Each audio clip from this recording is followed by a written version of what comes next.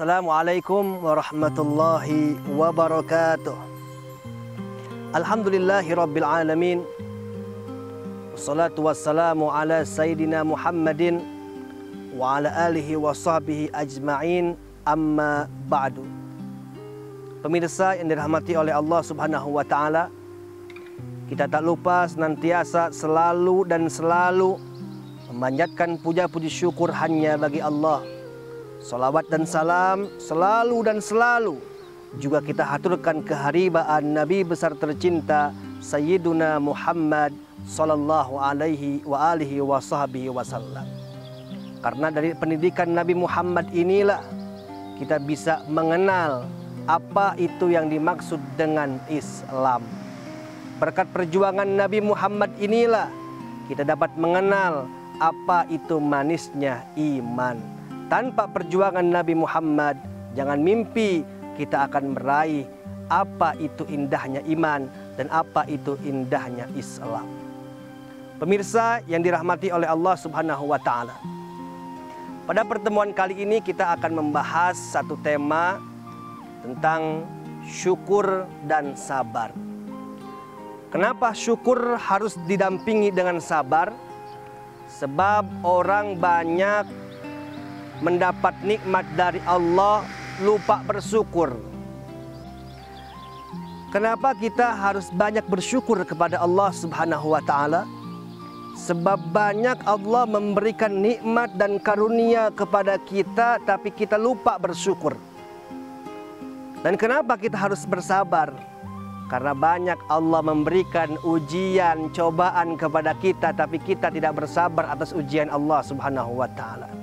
Karenanya kedua hal ini, antara syukur dan sabar, harus kita hadirkan seiring sejalan. Pemirsa yang dirahmati oleh Allah Subhanahu wa ta'ala, syukur adalah kita berterima kasih kepada Allah atas apa yang Allah berikan kepada kita dalam hal apapun.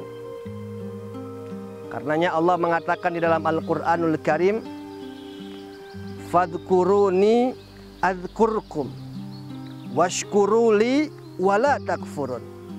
Ingatlah engkau sekalian kepadaku, washkuruli, dan bersyukurlah kepadaku. Niscaya aku akan ingat kepada kau, dan niscaya aku akan memberikan tambahan nikmat kepadamu. Ini tuntunan ilahi. Allah mengajarkan kepada kita agar senantiasa selalu manakala kita mendapatkan rizki dari Allah, kita bersyukur kepada Allah. Suatu hari Imam Syafi'i pernah didatangi oleh seorang sahabatnya. Ya Aba Abdillah, ayyuhuma afdol lirrajul. Mana di antara kedua pilihan ini yang paling baik, yang paling afdol bagi seseorang? Imam Syafi'i mengatakan, apa pilihannya? Rajulun makanahullahu fasyakara am rajulun ibtalahullahu fasabara. Apakah seseorang yang Allah berikan nikmat kemudian dia bersyukur, atau seseorang yang Allah berikan ujian cobaan kemudian dia bersabar? Mana di antara kedua orang ini yang paling baik? Nikmat syukur atau musibah sabar? Al-Imam Syafi'i menjawab dengan bijak, la yumakkanu hatta yubtala. Tidak akan Allah memberikan nikmat kepada seseorang melainkan ia telah diuji dan dicobanya. Fa innallaha ibtala Nuhan wa Ibrahiman wa Musan. Karena itu Allah Subhanahu wa ta'ala menguji para nabinya, Nabi Nuh, Nabi Ibrahim, Nabi Musa. Falamma sabaru makanahumullah. Dan tatkala mereka sabar atas ujian Allah, maka Allah berikan kedudukan kepada mereka. Jadi artinya, kalau kita diberikan ujian oleh Allah, di sanalah Allah mulai akan mengangkat derajat kita. Jadi jangan sampai kita merasa ketika Allah nguji, Allah sedang menzalimi kita. Tidak. Allah tidak pernah, wa mallahu yuridu dzulman lil alamin. Allah tidak akan pernah menzalimi seseorang. Adapun ketika kita diuji oleh Allah, rumah kita kebakaran, motor kita hilang, dompet kita jatuh entah tahu kemana, itu ujian dari Allah. Untuk apa? Satu, Allah ingin mengangkat derajat kita. Dan yang kedua, Allah ingin menghapus dosa-dosa yang telah kita kerjakan. Karenanya sakitnya kita, pernah dikhianatinya kita, pernah disakitinya kita, itu merupakan musibah, tetapi musibah yang membawa hikmah. Kita akan mendapatkan pahala dari Allah Subhanahu wa ta'ala manakala kita bersabar kepada Allah. Sabar ada 3 hal. Yang pertama, sabar dalam makmur, as-sabru 'alal makmur, sabar atas perintah-perintah Allah. Ketika kita melaksanakan ibadah, kita sabar. Memang tidak ada kesenangan kecuali setelah kita berbuat capek atau lelah. Anak-anak yang sekolah itu akan mendapatkan kesenangan setelah dia belajar dulu di sekolah, baru dia bisa naik kelas. Kalau dia nggak belajar di kelas, tiba-tiba naik kelas, nggak mungkin. Ini proses. Kita ingin mendapatkan surga, dididik dulu oleh Allah. Capek-capek dulu dididik oleh Allah selama di dunia untuk beribadah kepada Allah.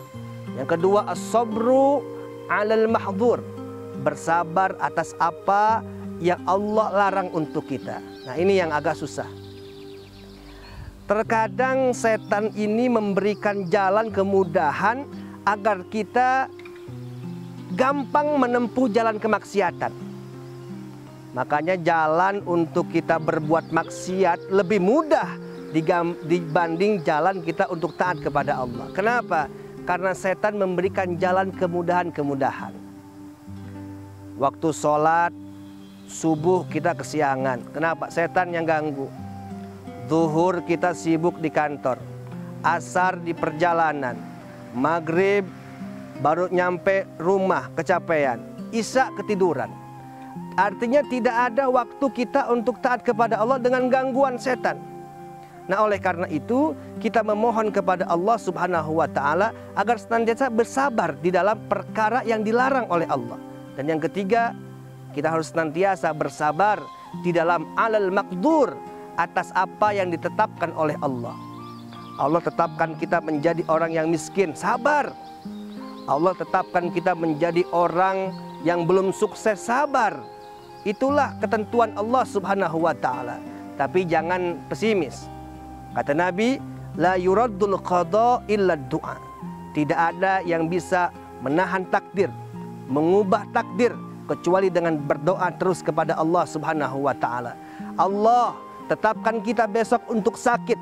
Malam hari kita berdoa kepada Allah, ya Allah sehatkan saya, jangan sampai saya sakit esok hari. Maka Allah akan tahan takdir untuk besok kita sakit. Inilah pentingnya kita berdoa kepada Allah. Nah, maka di kehidupan ini jangan lupakan 2 hal, syukur dan sabar. Kedua hal ini yang akan mengantarkan kita hidup bahagia di dunia dan di akhirat. Banyaknya orang stres karena orang tidak bisa bersabar kepada perintah-perintah Allah Subhanahu wa ta'ala dan tidak bersyukur atas pemberian-pemberian Allah Subhanahu wa ta'ala. Marilah pemirsa, kita sama-sama membuka mata hati kita agar mendapat ridho dari Allah Subhanahu wa ta'ala. Saya Ustadz Syahid Joban, kurang lebihnya mohon maaf. Assalamualaikum warahmatullahi wabarakatuh.